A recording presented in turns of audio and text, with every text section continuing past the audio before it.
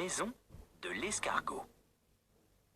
Il était une fois un pauvre escargot qui souffrait beaucoup à chaque fois qu'il partait en randonnée, car il avait du mal à suivre le rythme de ses compagnons.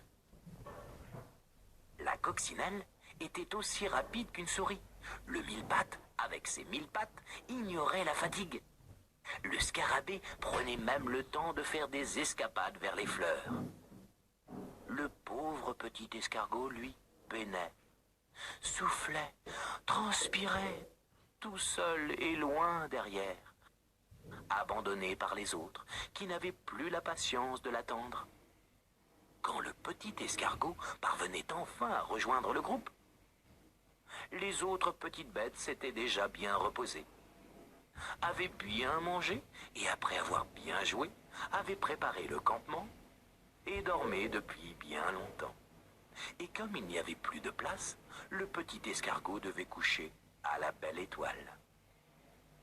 Mais chaque matin, obstiné, il reprenait la route, espérant toujours rattraper ses amis.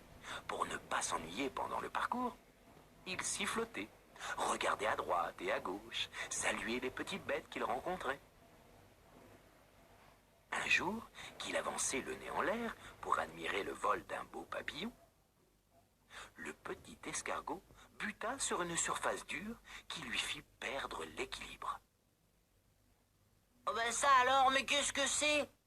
Se demanda-t-il, car il n'avait jamais vu une chose pareille, ce qui est normal puisqu'il s'agissait d'un coquillage perdu par un enfant qui l'avait ramené du bord de mer.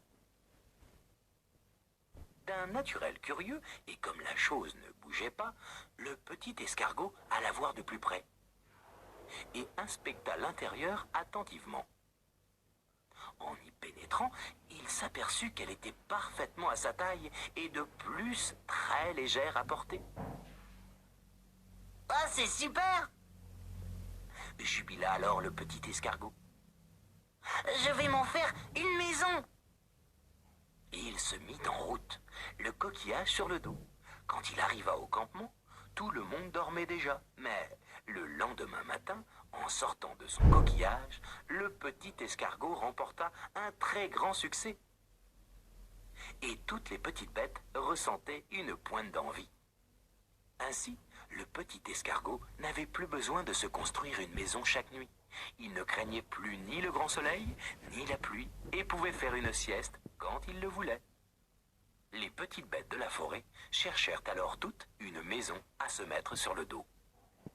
Mais en fin de compte, il n'y en eut que pour l'escargot.